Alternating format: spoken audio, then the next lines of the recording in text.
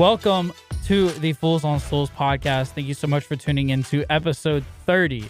As always, I'm with my co-stars, Anthony Council, Cullen Brown. But today we have a special guest with us. Today is Tyler Luker.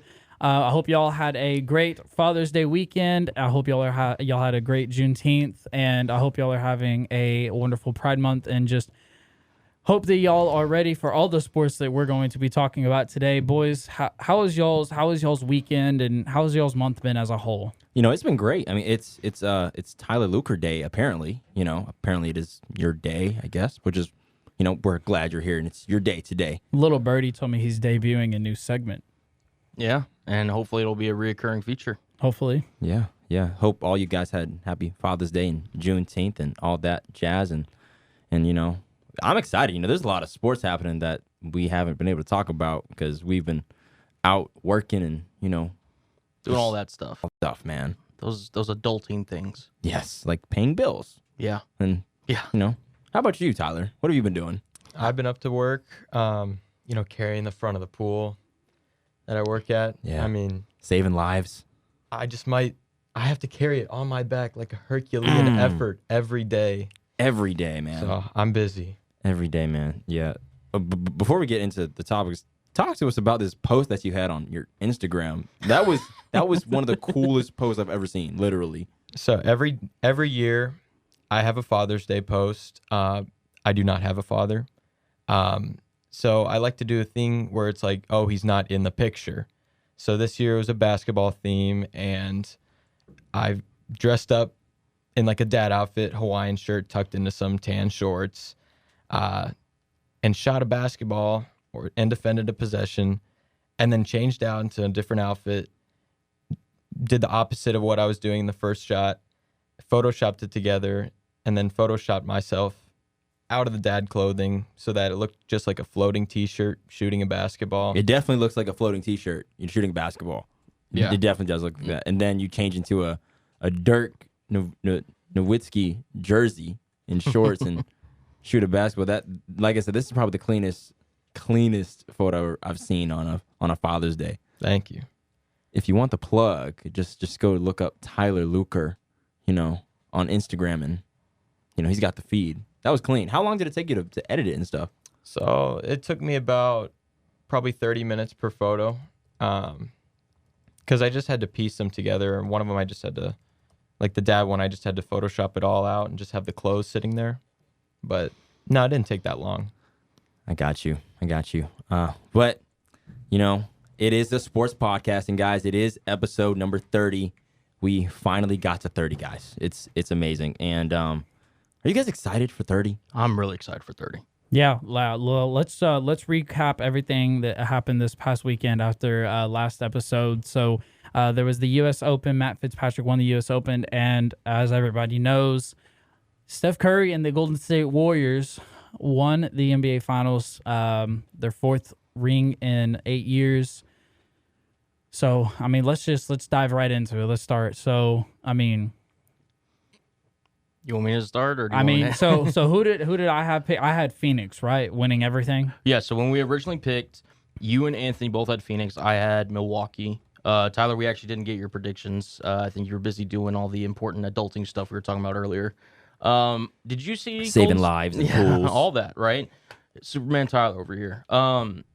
Who did you have winning the finals? And I trust your honesty on this before the playoffs started. So I did have a bit of a homer pick. I said the Mavs would beat the Celtics in the finals. So I got one pick in there, but I fell short with the Mavs. I mean, they made it to the Western Conference Finals, so it's not like you were completely off base. Yeah, but Yeah. I did have the Celtics making it. But Now, come finals time, I thought the Warriors would clean up, just because they outclassed the Mavs in the conference finals. Yeah, especially when Andrew Wiggins took out Luka. Lord have mercy, that was insane. absolutely. But in the end, it was the Golden State Warriors winning in 6 over the Boston Celtics. Steph Curry, Klay Thompson, Draymond Green, and Andre Iguodala all received their 4th NBA championship in 8 years, as Kevin mentioned. Their 4th ring. 4th. I mean, Number fourth. 4. I mean, I don't know what Fourth. the definition of a dynasty is, but it might just be the Golden State Warriors as of late. It was. They were not a dynasty anymore. They missed the playoffs 2 years in a row. And that then doesn't they- mean anything and they because just- Michael Jordan missed two seasons in a row and then came back and won 3. Well, It's the same Well, core. That's I mean- a dynasty. I mean, yeah, and I'm not saying it's not a dynasty, but what I'm saying is like they were done. They were like, Nah, they man. were done, and then it just seemed like this year they just had something to prove. They thought, oh, really? You don't think we're still the mother, you know what, Golden State Warriors? Like they came in, wanted to prove that they were still that team, and they did. And they're now the favored, odds-on favorite for the champion next year. I mean, look, you Rightfully got to think so. about what Steph said last year. You don't want to see us next year.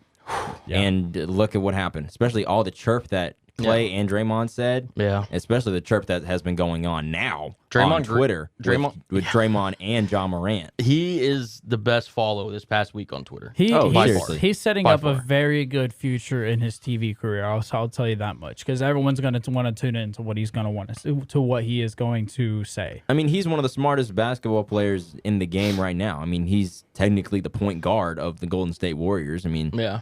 literally, he's the facilitator. You can say Steph Curry's kind of like the 2 guard, really, just by his shooting. But, I mean, Draymond Green, he's super smart when it comes to just how to play the game. And they've seen everything, so nothing's going to surprise them. Right. And I think it was one thing that I really respected about Draymond was he started this podcast, the Draymond Green Show, where he's been doing it kind of throughout the season or whatever. And he continued even after like a playoff game was played that same day, that night, he would record a podcast whether they won or lost the game. And I really just kind of admired really that he was able, no matter what the circumstances, and there was plenty of times he didn't have a good game, like especially like the first 3 games of the finals, he was not at that level that we're used to seeing for Draymond. Yeah, he had And the same stat line as J. Cole. Right, exactly. and he sat in front of the camera and he said, "Hey, listen, I didn't play bad. We're gonna make adjustments. We're gonna come out and we still believe we can win." I mean, and this might be a little bit ironically biased, but I don't think it was really that much of a biased opinion that he was holding on those shows. I mean, he was very, I think, very frank whenever he did those podcastings, whenever they were playing the Mavericks and everything. It's not like, obviously Draymond's he's gonna chirp and he's gonna talk his mess about everything, but that's just how he is. But when it comes to those podcasts, he understands that he's practicing or he's talking about other teams that he's in the middle of playing and other teams that are playing. He's not biased. He's very subject to everything. So the guy who runs the network that his podcast is run on, the word that he uses to describe Draymond is coachable, which is very ironic absolutely. because of Yeah. Being a basketball player and everything. Draymond doesn't want to hear any praise. He just says, "Tell me how I can get better." Yep, and I respect that. I respect the heck out of that thing. Yeah. I mean, for sure. Especially in the media world. Oh yeah. Or the new media. New Oh, yeah. media. Yeah. Yeah, the New new media. media. Yeah.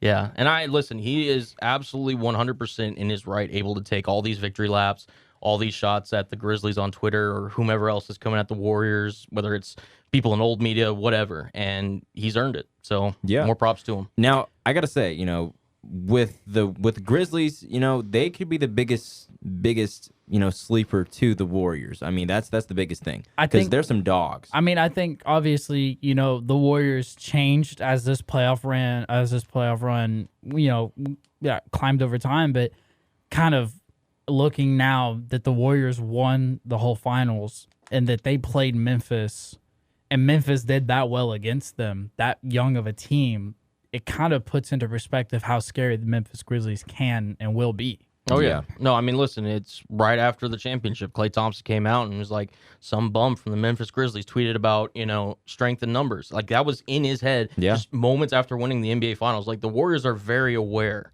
of how good the Memphis Grizzlies are, and they understand, like, they're young, they're coming, they're going to be one of the top 4 or 5 teams in the West next year, without a doubt. And this year, I mean, they really proved their stuff against a proven champion in Golden State.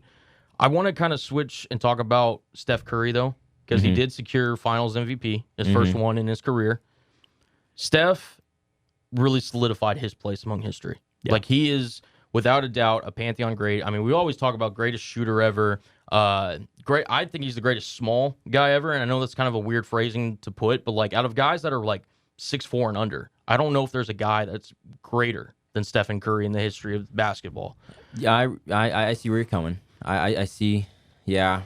I mean, Yeah, I see there's that. guys that people are going to think of, but I just don't. I don't. I mean, know. you listen, because you think of the original Isaiah Thomas, Right. You can think of like Allen Iverson, Oscar. yeah. Well, Oscar was, I think, 6'5". So I was just saying 6'4", but He whatever. was 6'4". My Yeah, bad. whatever. Sorry. But hey, Thinking of point guards. yeah, you know. But yeah. I mean, even if you want to throw Oscar in, I still think Steph in the all-time greats, like he deserves that place as the greatest small guy ever.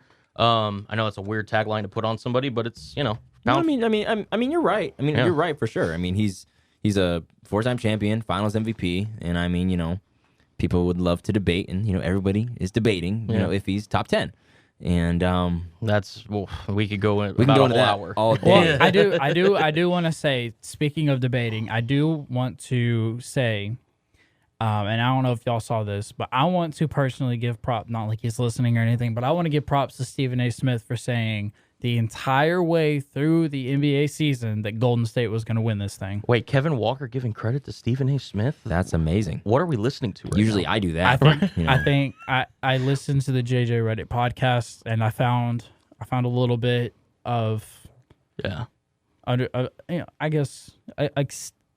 I guess the word I would say is acceptance. Oh, okay. Ah, that's good. He's For coming Stephen A. around. Smith. That's good. He's coming on around. Stephen A. That's Yeah. good. That's good. Listen, Still not tuning in the first take, That's but fine. I'll watch That's from fine. afar. That's fine. But to speak about another young team Yes. that's like really, really good, the Mavericks traded Boban, they No, did. no my bias. guy Boban, to the Houston Rockets Yeah. for Christian Wood. Well, among others. So the in total trade was Dallas's agreed to trade the number 26 overall pick, Boban, as you mentioned, Trey Burke, Marquise Chris, Sterling Brown to the Houston Rockets in exchange for Christian Wood. Now I'm not gonna lie, you know, for me working with the Mavericks, a lot of people in the Mavericks organization were not. Let's just say we were sad to have Boban because Boban, you know, yes, he's old and he's like 33 years old, but when it comes to having like a face for a franchise, like Boban's one of the nicest people in the world. I just want to say that. Yeah. So the Houston Rockets, they got a steal, not gonna lie, with getting Boban, and as well as everybody else. But I think the trade, and I want to get y'all's input. I think the trade was good for them, getting another, you know, I would say a stretch 5. He can really play. Christian Wood can really play anywhere on the court. He can shoot the 3. He's a little more athletic, especially in that new system with Jason Kidd. I think defensively it's going to be perfect for him. So. But one thing he is that you cannot take away from him is a big man. And what have we said that the Mavericks need? Basically, since we've gotten into playoffs, being out rebounded almost every game, is we need a big, and that is finally what we have gotten. Yeah. I mean, Well, and here's the thing too. You also mentioned, because it was 2 things. You needed a big and you needed a shooter. Christian Wood's both. Oh yeah, yeah, that's true. and he's young. And he's young. And he's young. And he's on an expiring deal. Like Yep. his deal is a contract year this year. So he's gonna want to ball out. So, but I want to get Tyler, because I know Tyler specifically wanted to come on Oh, this yeah. episode and talk about this trade. So Tyler, please run down your thoughts on this trade. So my initial thoughts was I thought it was a fleece for the Mavs, but not so much anymore. I think the Rockets actually got a good deal out of this this trade because they get that 26 pick. They're going to try and move up in this draft because they have I think the 17th pick in the draft as well. They'll flip those 2 easy for a higher pick.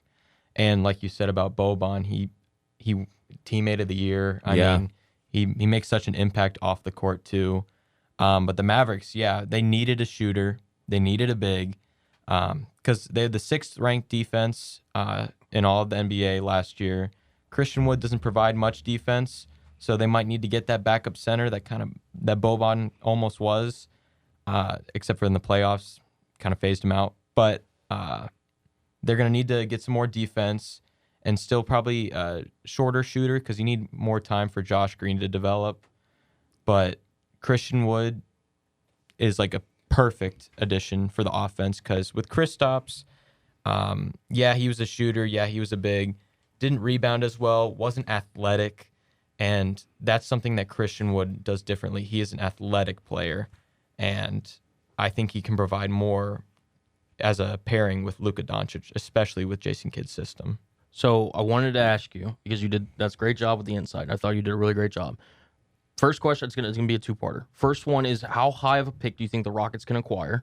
And secondly, Christian Wood, although he's not known as a defender, I think he's a very capable defender, especially with his length and everything. Under the Jason Kidd system. Do you think it could be potentially work a Mavericks lineup if they wanted to go big? Let's say they're going up against a bigger team, say like Milwaukee or Philadelphia or something. I'm just saying in future reference. Yeah. Do you think Christian Wood could still be effective at the 4, or do you think he's most effective at the 5 and then trying to work it out that way, in your opinion?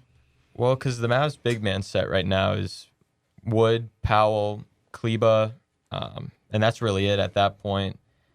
As far as competing with like guys like Embiid and Giannis, I don't know if he'll be able to keep it up defensively, but if you go against teams that are shorter, it's going to work out more.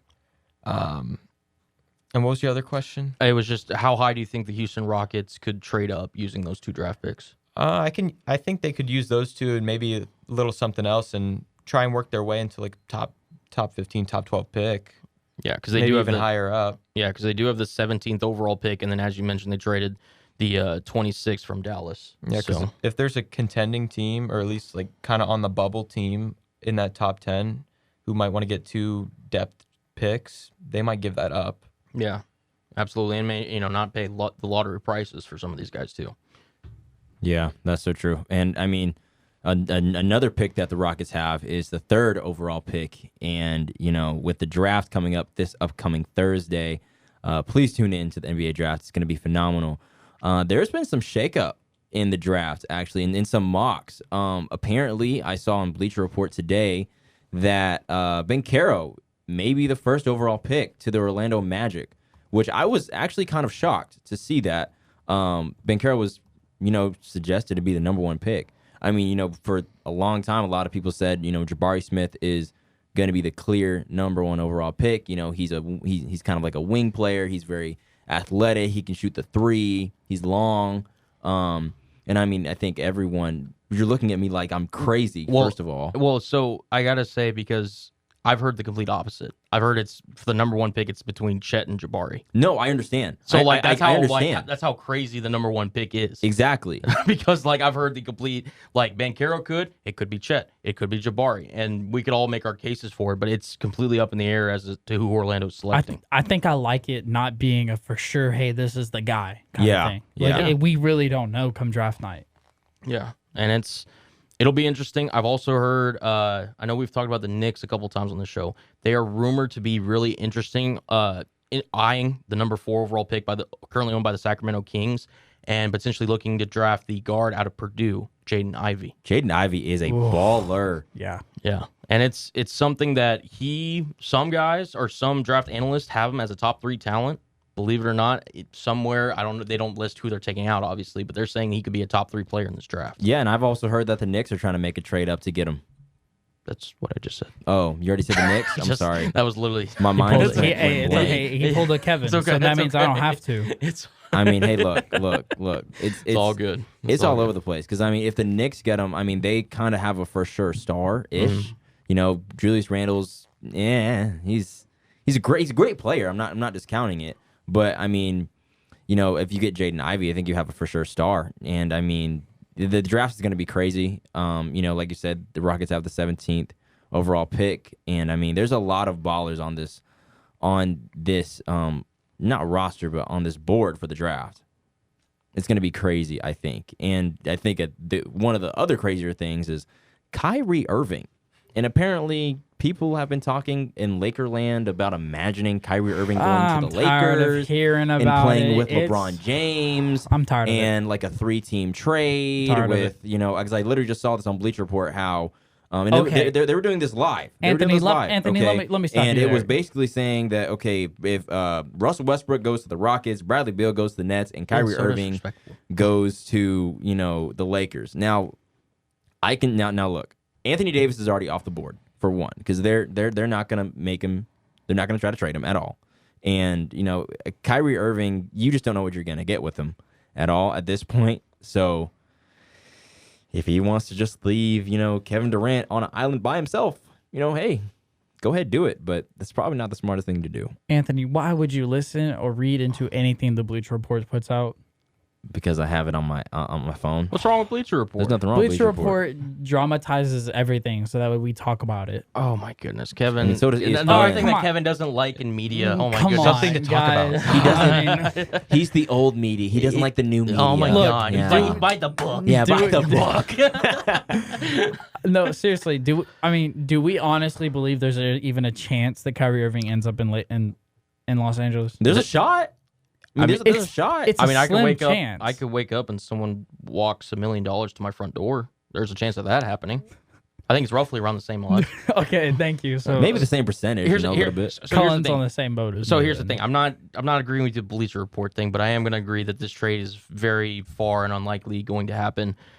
The reason is so there's a lot of different variations of the trade going around. You know, Anthony Davis getting involved, which doesn't seem likely. Kyrie Irving, Russell Westbrook, Ben Simmons, I even heard. Like all these different players, right? You're not going to trade. It never seems to work out whenever you trade for somebody else's problem. And that's what each team would be doing. Yep. Brooklyn would be trading for the Lakers' problem, and the Lakers would be trading for the Nets' problem. You'd still have a problem. It just would be a different problem than what you had before. You're just hoping that problem suits better with you than the other. Exactly. Or that you could somehow alleviate the problem with what you have there. But either way, it's the Nets. The main reason that Durant is in Brooklyn is because of Kyrie Irving. Kyrie Irving and them became a package deal. They went to Brooklyn.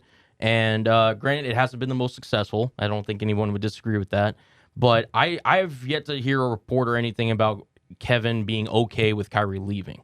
That's for one. Because I don't think if Brooklyn were to trade Kyrie Irving or not sign him to this, an extension or something, that wouldn't go over well with Kevin Durant. And Kevin Durant is the franchise for them. Right. Exactly. And then for the Lakers, again, LeBron, AD and LeBron, clutch clients. They're tight and everything. They won a championship together. I know it seems like a while, but it was only 2 years ago.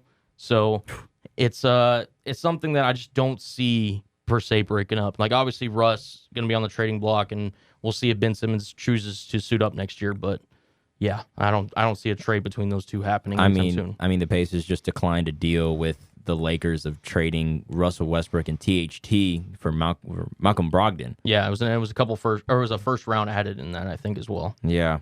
Yeah, and I just look, it's a dreamland. It's something for the big national media to talk about, but I don't foresee it happening. Yeah, I see that. But one of the things that is a for sure thing, and it's gonna hurt Kevin's heart a little bit. Wait, did you want to get on this? Because I know you've been sitting there before we switch over. I agree. I mean, I don't think this trade is going to be feasible because Kyrie said just, a year ago, not even, that he wanted to become Batman. He didn't want to be with LeBron for his whole career. Why would he want to go back with LeBron? Because He the wants past to- couple years, the two people who left, two great teams, they won rings. They did not. They got bounced in the first round, got swept by Boston, and both those teams are now who they played in the finals.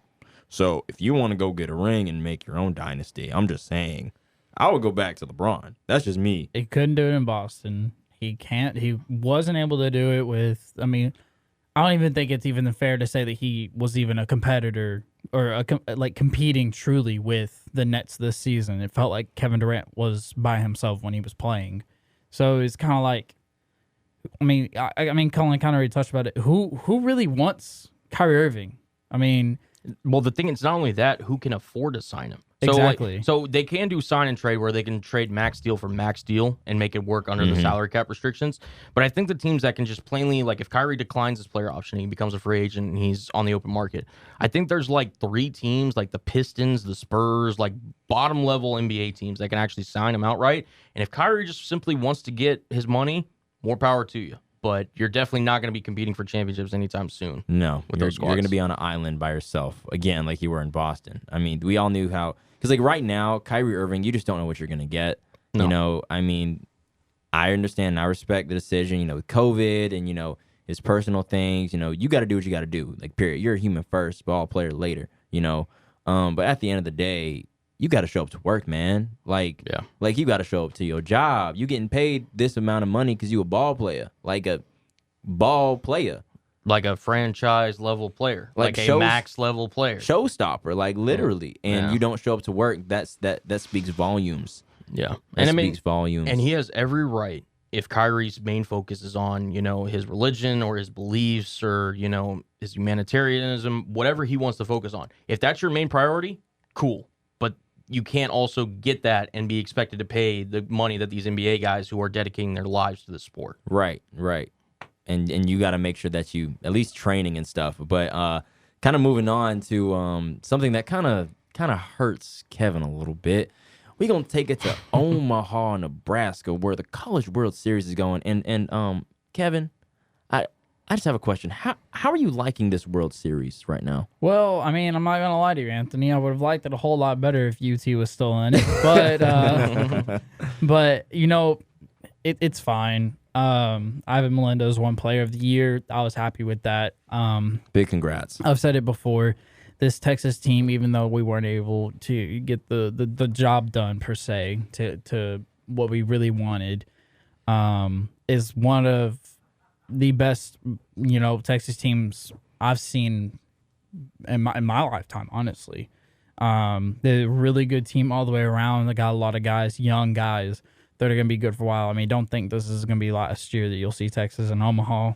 Really hope that doesn't come to bite me in the butt later.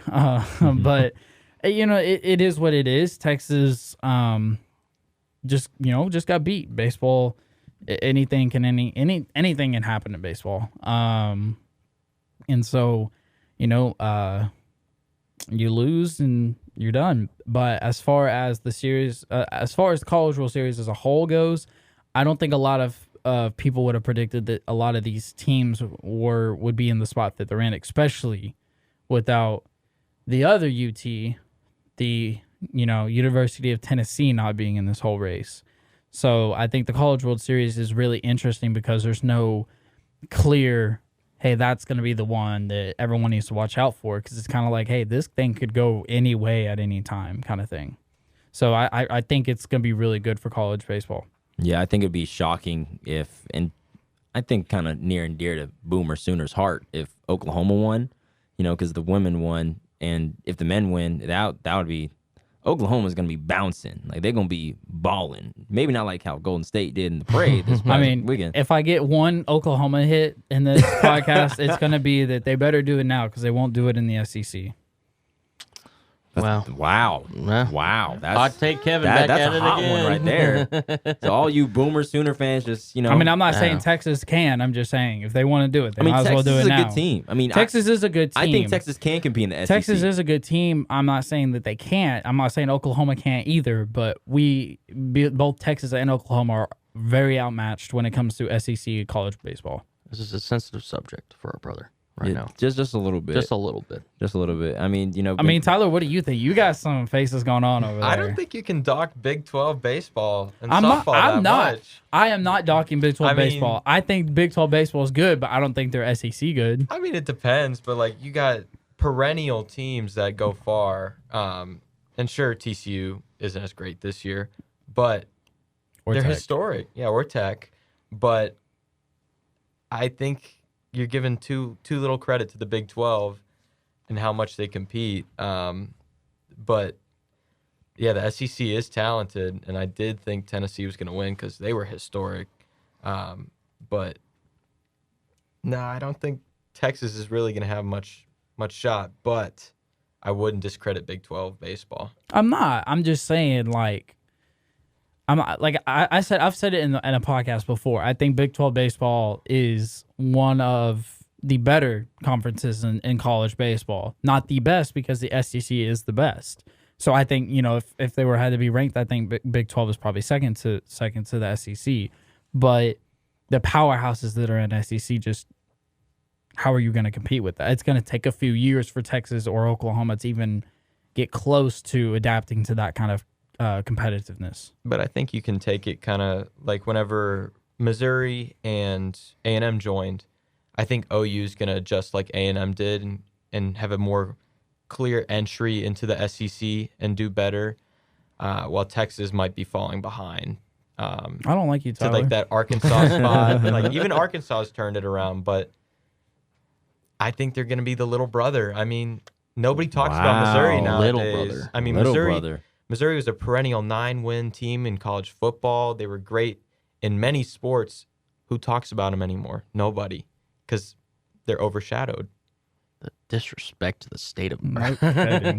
to the proud people of Missouri. Oh, I love Mizzou. I mean, I was gonna go there, and like I got family that I went can, there. I can see why you didn't. But nobody talks about them anymore. Yeah. And I think Texas is really going to fall into that spot. He really just little brothered you, man. I don't Little I just- brothered. simply just because of Texas and its history, I just don't see that happening. I think Texas, even if we suck, we're still going to have relevancy. People are just going to talk about us sucking. That's all there is to Yeah, it. I mean- It's kind of like the Cowboys. Even if we win, people are going to talk about us. If we lose, people are. I mean, let's be honest. Wow. not wrong. What team is always going to get talked about on the radio? Yeah. It's always going to be the Cowboys. If Or they LeBron. suck, No, I'm not disagreeing with your Yankees. point. I'm just laughing at the fact that you just dogged two of your teams just in one swoop. Just I'm not dogging. I'm just You're simply dogging saying, them. like, You're dogging them. let's face the You, facts. you low key are dogging them. That's what I'm it's saying. Like, it's like the Cowboys. You Oh. know, if they suck, they suck. If they're good, they're Look, good. You know? But they're still gonna get talked about, so it They're- doesn't matter. They're still gonna get talked about. You know, who cares? He just admitted the little brother sort of thing. Aw. Okay. Man, Aw. we'll see what happens when they get in the SEC. We'll see. I mean, it's gonna be interesting for all sports. Period. Now I want to ask the two of you, since I think y'all are the more knowledgeable baseball, Yeah. Yes, they are. more knowledgeable baseball, I guess, minds on the show. I'd say Oklahoma is 1 win away from advancing, and I understand that there's still other teams that could, potentially get into the mix here. Who do you like? Like, if you're, I'm asking you to pick right now. Who are you saying is the more likely going to be the men's College World Series champion when it's all said and done, knowing what you know now? I think baseball is a sport where Oh, stop it. No. No, I'm going to agree Getting with him. tired is very easy. And I think having less games to play is important. This is why I'm going to take OU, because they have to play less games. It's very hard to win 2 games in a row. It's very hard to lose 2 games in a row, especially at this point. And I don't know what the score is right now between Arkansas and Auburn. Auburn, yeah. But they're going to have to take on Ole Miss. It's going to be hard for whoever wins that game. But OU just has to beat, has to win 1 game, really, to get to the final. And they're going to have more energy. They're going to be more prepared for this World Series if they finish it off, granted. But having that extra energy, that extra time is really going to help them out in the long run. Just a little. I know we haven't done a scoring update the past 2 episodes. Yeah, I mean, I could Arkansas is currently beating Auburn 9-0. Yeah, and it's the top of the 6th. So Okay, that might be wrapped up then. Yeah. So, yeah, I think Ole Miss can beat Arkansas because even though they're winning 9-0, it's still going to tire out their hitters and their pitchers having to play 1 more game. And I think it's really going to benefit the Oklahoma Sooners. Plus, when your softball team wins, you got to feel like you got to tie them up a bit, right? I mean, yeah, you know. show Make that it fair. you can be dominant on both sides. Exactly. The men's and women's. I mean, just killing the game. Yeah. Go ahead, Boomer Sooner. I'm about to say, I don't know how many Sooner fans y'all know. I know a couple. Same. Too many. A couple thousand. So I'm definitely, if they win this College World Series to, cap off the sweep of the baseball and softball world, Amen. it's going to be, It's gonna be a long season for Texas. I'll tell you that. or whoever roots for Texas, whoever yeah, that may be. yeah. Right. I'll be logged out of Twitter for about a month. So Yeah, catch me at a later date. That is facts. But let's kind of switch it over to the track a little bit. Yes. How about this, man? Winning his 4th race. Yeah. That's incredible. Max Verstappen is the best driver in Formula One right Big now. Maxey. Max just fancy. So I have to ask you because Okay. I saw this question. Who is so you just said the Max Verstappen's the best driver. Mhm. Without the car, is he still the best driver? Absolutely. Yeah, because so when he first got into Formula One, and I'm going to do a little history drive back so I can kind of bring everybody to speed. Max Verstappen, no pun intended. he's the youngest person to ever secure a pole position, youngest to ever secure a win, and he's tied for the youngest, I believe, in championship, the one that he won last year. What age, real quick? Off the top of my head, so when he won a race, he was 17. He started a race at 16, so that was also the youngest. I think he secured a pole. It was either 17 or 18. He won a race at 17. He won actually before he got a pole, which is crazy. Oh, wow. Okay. And then he won a championship, I want to say when he's 23, 24. Oh, so he's just been winning consistently. Yeah, and this is just nothing new. So he's one of the young bright stars of the sport, and he didn't start off in the best car. So he is 24 years old. Thank you, Kevin, for checking that. So he's simply, the way his driving style is, and I could go into the whole analytics of it, but I don't want to bore you. He basically has a very aggressive driving style that is not common in the sport, and it's more new age, quote unquote. We were talking about new media earlier, new age driving. And the way he is able to attack every corner and able to get speed coming out of those corners compared to other cars, it's a noticeable gap. And yes, he does have the best car on the grid, but not every, again, there's other people that have driven that Red Bull car or driven other cars fast enough that cannot keep up with his pace. And he's dominated. There doesn't seem to be a track that on the grid that he's not excellent at. And it's incredible because you can't say that about every driver. I mean, if you tune into the FP1s, 2s, and 3s, like if you turn into the practice rounds and the qualifying, he's so much faster. Yeah. Well, he does this weird thing where he complains the entire practice session about something being wrong with the car. He then goes out in quality. He does, he doesn't always get pulled, but he's always like, it's good. We're, can't wait for tomorrow. And then he gets to the race and he just blows everybody out the water. And he goes, oh, yeah, that was a fun one. Yeah, great. Let's move on to the next race. It's like he sets himself down just so that way he can make a comeback. Little reverse psychology. Yeah. Right. So he bets on himself, and he can talk his talk and walk his he talks his talk for sure. I think, so in Formula One has a history of once you kind of win one, you win them all, basically. Yeah, you kind of go on a run. Like, I mean, Hamilton went on a run where he won like 5 straight. Sebastian Vettel won 4 in a row way back when. Schumacher, I think, won 5 in a row. Verstappen's that caliber of driver. Like, he could easily be, for the next half decade, the guy that's winning all the races. So you think he's going to be, right now, do you think he's, goated right now? No. So the thing, you still have Lewis Hamilton. Right. So Lewis and Schumi are the top 2. Some people also throw in Ayrton Senna, also Alan Prost, but Sebastian Vettel. I'll get into that nuance later. But he's on the come up, though. Like, here's the thing. Yeah. He's kind of like the young guy that has all the potential, like in terms of talent, sure, but he's got to put the resume up. Like, resume's got to be a thing that's very important when it comes to GOAT conversation. And again, he's 24 years old. He's got time. Oh yeah. Okay. So he's got time and he's got a good car. Yeah. So because like and you guys know this better than me and T.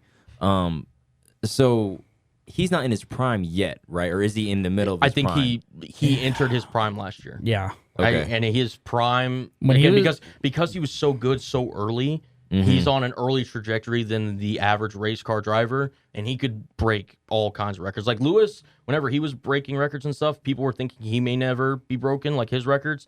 Max has a chance because he started so young to just obliterate everything. I mean, he's won 4 straight. So I mean, yeah, and that's something. You already talked about, Lewis, winning 5 already. So it's like. Yeah. Well, so Lewis and Schumi have the tied with 7 world titles in total, is the record. Man. And he has the very capability of winning that many. I have no doubt about it. Insane.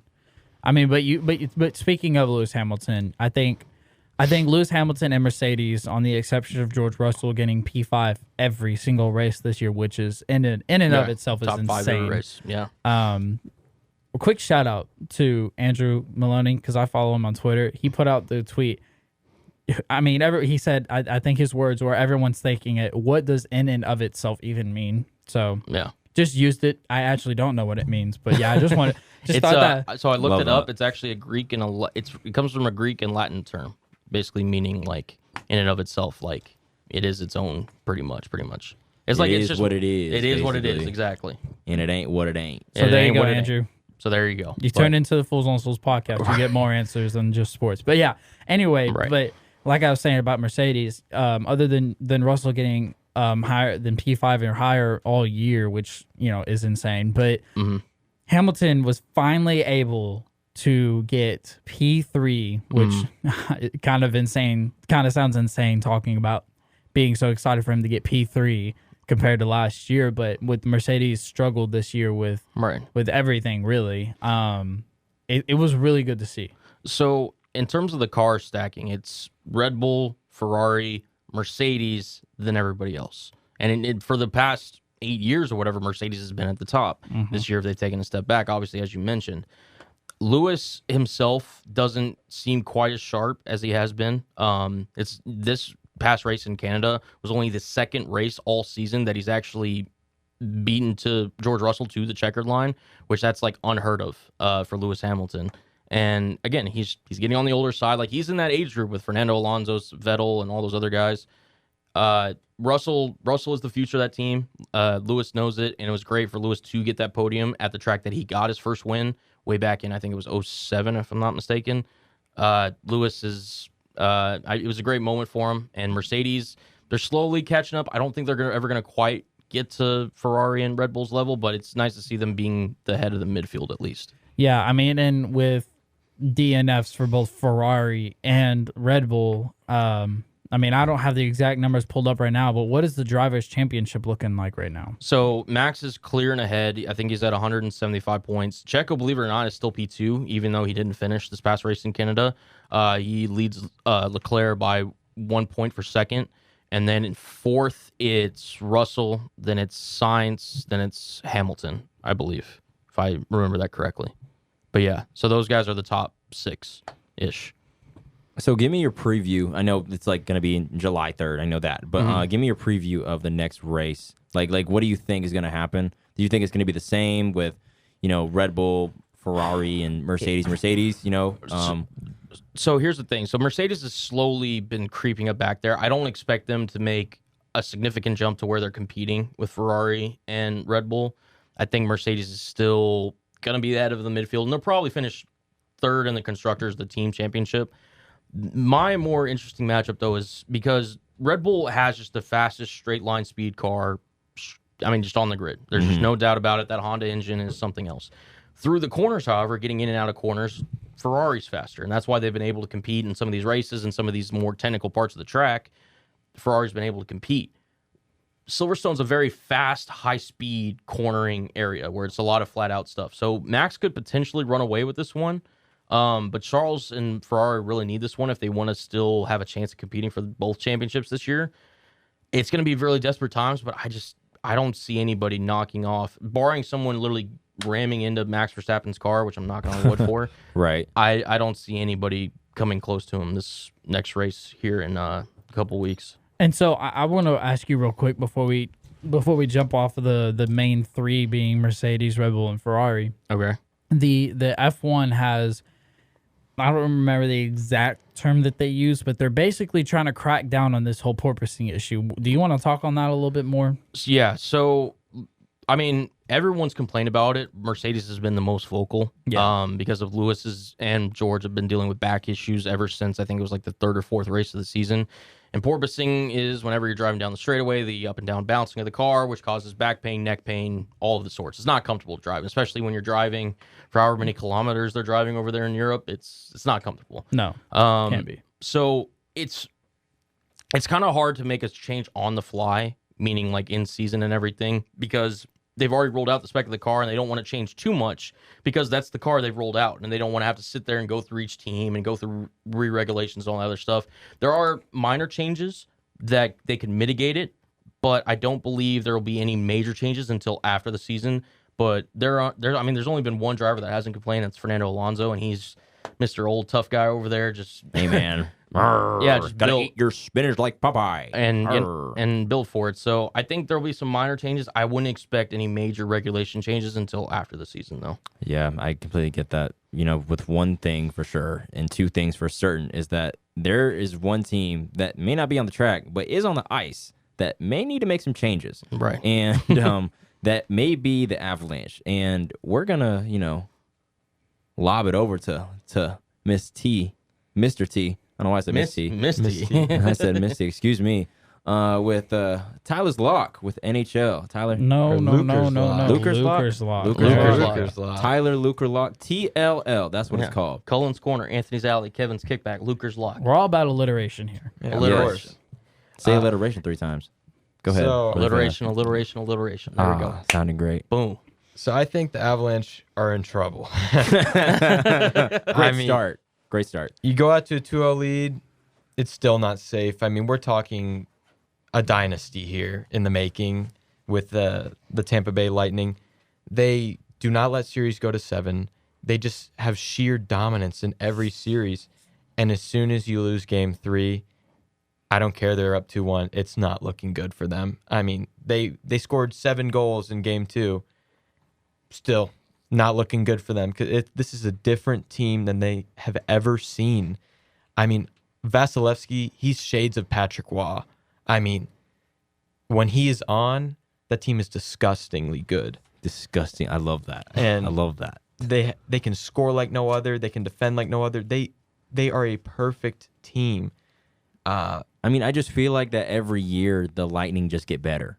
Exactly. Like every year they just get better. They lose players, but somehow the production stays the same. It's ridiculous how good they are. And I don't know if y'all have seen, but it's one curse is going to end this year, or one series. Corey Perry, who's on the Lightning now, if they lose, he'll lose his 3rd Stanley Cup in a row. But if they win, that's broken. And then Pat Maroon will win his 4th Stanley Cup in a row. Oh my gosh. Wow. And That's incredible, man. Yeah. 4 Stanley Cups. That's not easy. So Tyler, I want you to do something for me.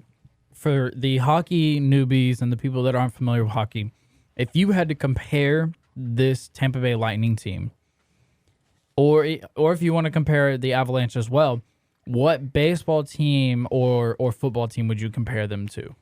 so I think Tampa Bay is going to be like I don't want to say they're big market because they're really not, because Tampa's not that big of a market, but they are like the New York Yankees, Los Angeles Dodgers. They're in it every year, and they are disgustingly good. I mean, they show time in, time out. You can lose players, but the winning stays the same. It's the culture, the coaching, everything is top notch, and they have one guy that they can lean on.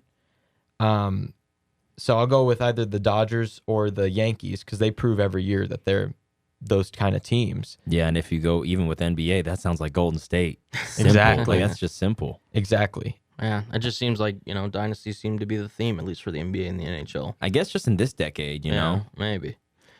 So I kind of wanted to get your thoughts a little bit. So it is 2-1, as you said. You obviously are not confident in the Avalanche at all, even though the Avalanche were one of the most dominant teams throughout the regular season this year. Correct. Tampa Bay obviously going for their 3rd straight Stanley Cup in succession.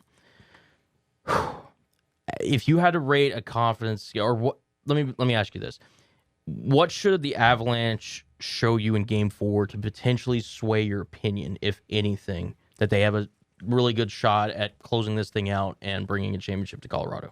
Do not let Tampa get on the board early, because Okay. as soon as they have a lead, you're not getting it back, because Vasilevsky, he will go lockdown mode. He will shut you out, because in Game 3, yeah, they scored early, but they gave up goals early. And what happened? They kind of fell apart. But in Game 2, you get scoring early, you hold on to that lead, you're winning the game. They have to get ahead in the first period, or else they're not going to be able to come back and win this game, because the Lightning, they are championship seasoned vets. And you're a young team, you have to punch them in the gut early. Yeah, and I I think think there's no other way. And I think that the Avalanche thought that they kind of had it in the bag a little bit. Like their confidence was like, oh, yeah, we got this, up 2-0, easy first 2 games. Game 1, it was a close one, winning 4-3. Game 2, 7-0. Man, this is nothing. And then Game 3, yeah, shut them up so quick. Right. And the Lightning this is nothing new to them. They've been doing this all series, all Stanley Cup final, basically. And, I mean, the Avalanche, they, like you said, T, they just got to come with the heat, because if they don't, they're going to be shut out real quick. And this is going to really switch the whole trajectory of the Stanley Cup final.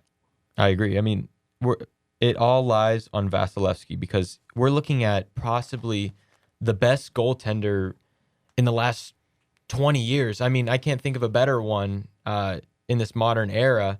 He is so good, and if he's on, it's so hard to score on him. So, and yes, the Avalanche have great scorers on the blue line. They have great scorers down low, but they have got to get going early because once he's set, once he's loose and into the game, it's not happening.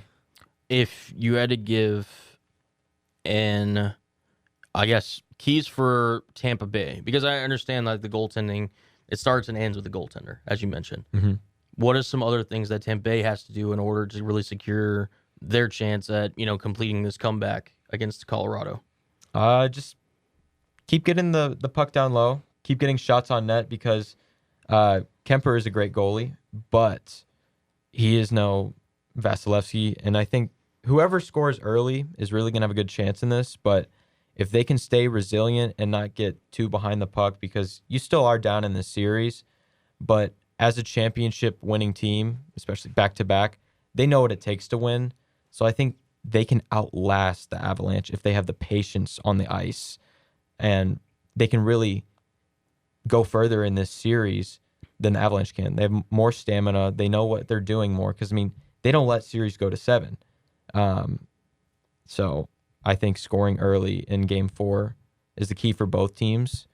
And as far as if Tampa scores early, I think they'll wrap that up, put a bow on it, and get ready for Game 5. So, because this is Luker's lock, what is your lock? AKA, who's going to win in how many games? I think this is official. So the Luker lock, I think Tampa is going to come back, and I think it's going to go 7 because Stanley Cup playoffs, a lot of those series go 7. And yes, it's only happened twice, but it's going to take everything to beat this Colorado team. But I think Tampa is going to come back and win this series and have a three-peat in the NHL for the first time and who knows how long. Wow, lock that up and put it to bed. That's a big one right there. So I just want to make sure that I heard correctly. You said the team that does not allow a series to go to Game 7 is going to allow a series to go to Game 7. But win. It's not But really. win. It's not really allowing it because they're still down. Right. And I think Colorado will win at least one more game. Mm-hmm. But I think they're gonna clutch up and win this one just because you can't get this far and be this dominant and not three-peat. Yeah, you're right. That's fair. That's true. It would be sports history. The amount of three-peats, not just in the NHL, but across sports, is not something you see every day. No. Especially in the NHL. I can only think what the 80s Islanders. The Islanders, the Canadiens, the Maple Leafs, the Montreal Canadiens again, and the Maple Leafs. Yeah, that's really it. And how many of those were with colored photos? Yeah. Right. Yeah. Yeah. That's a very good point. All right, well, that was a great edition of Luker's Lock. I enjoyed that a lot. Thank you, Tyler. I look forward to many, many more. Thank you for educating us. Yeah, especially all the hockey newbies. And then quickly before we get out of here for hour one, we did pretty good today on time. The Gronk Spike, whatever, number 87, however you want to put him, Mr. Party Man himself, has announced that he is retiring from the NFL again. So, yeah. Hey, I guess we're not going to see a Gronk Brady reunion. It'd be great. I would love it. I'm just saying, I would love for him to win one more ring, but it's time. Go party, big dog. Here's the thing. Got to give him his respect. 4-time Super Bowl champion, 5-time Pro Bowler, 4-time All-Pro, member of the 2010s All-Decades team, and was the Comeback Player of the War, AP Comeback Player of the Year back in 2014. Robert Gronkowski. He made it very clear that I'm only catching passes from one man, and that was Tom Brady. Arguably the greatest tight end ever, and one of the most likable guys in sports, which is not an easy thing to do, getting paid millions of dollars and winning rings. Right, exactly. And people love Gronk. Gronk's it's almost like a folk legend, but we lived and saw it. Yeah, and it's gonna be sad not seeing him on the field anymore. But yeah, he's earned the right to party and to live his life how he wants to. Yeah, I'm happy for him. He deserves it. He's Hall of Fame bound, obviously, first ballot. Oh yeah. 100%. 2027 is when he's eligible. He's got an argument to be the best tight end ever. Right. If you want to look at his prime, oh yeah, I think no one touches it. If he stays healthy his whole career, yeah, he might be the best. Right, and his peak was, you could argue, the highest out of any tight end in NFL history. So yeah. Sad to see him go. Shout out to Gronk. Yeah. Now, Tom Brady, now it's time for you to retire, okay? Okay. Stop, Yeah, stop any- terrorizing the NFL. Anytime he's ready, yeah. Because look, we've seen the history, of Tom Brady when he loses not in the Super Bowl, but when he loses, he doesn't make the Super Bowl. He somehow the next year makes the Super Bowl and then wins it. Right. And it's just like, what in the world? So this may be Tom Brady's last year if he wins a ring. Maybe. Who knows? Maybe. But we'll see. We shall see. We'll see. Kevin, you want to take us out of here? Yeah, let me take you out of here. Having some technical difficulties on the music, though. It's all good, man. Yeah, well, that's all right. People would rather listen to my sweet voice anyway. Episode 30. Yeah. Hour 1. That's not 2 hours. That's not 2 hours. That is It's a big awesome. accomplishment. That's a actually. huge accomplishment. I don't think the listeners understand how hard it is not to just get carried away. I just think it's because I wasn't there, but that's just me. That's just me. Maybe you're right. We did miss you, Anthony. Oh, We're I glad you're appreciate back. it. Maybe when I'm on my my trip to the Bahamas this next week. No, that's a lie. Oh, did you go to the Bahamas? Yeah, no, Oh. that was a lie. Oh, I was about to say, like, you're not All giving me Stools excited. on though. Stools paid. That'd be nice. The That'd be executive great. crew approved it. That's understandable. Yeah, Board of Well, then I need directors. my ticket to Miami. Then, okay. Like I need my ticket down there. my agent talked through it. Yeah, we're all your good. agent Yeah, did? yeah. We're all Yeah. set. We're all set. Okay. Okay. Yeah. Just bring back some souvenirs, okay? Oh yeah, for sure. Yeah, we'll do. He's gonna get a nice tan when he's out there. I'll spread the word. I just Or want to know burn. the over-under on the amount of people that come up and be like, hey, are you a host of the Fools on Stools podcast over there? I know, right? Like seriously. I'd set that at 0.5. 0.5. 0.5. I'll take the under. Yeah, Mom, mom, dad, and uncle. Yep. I Yeah. mean, someone might see us happy, like, oh, yeah, Fools on Stools, huh? Yeah. I'll put it to you this way: I went golfing for 18 holes and wore my Fools on Stools hat. Nobody asked me about it, so Yeah, you never know. I mean, hey. Got to start somewhere. you gotta start gotta start marketing better. somewhere, Yeah, it's true. It's true. Anyway, thank y'all for tuning in for hour 1. We'll see y'all in hour 2. But for now, peace.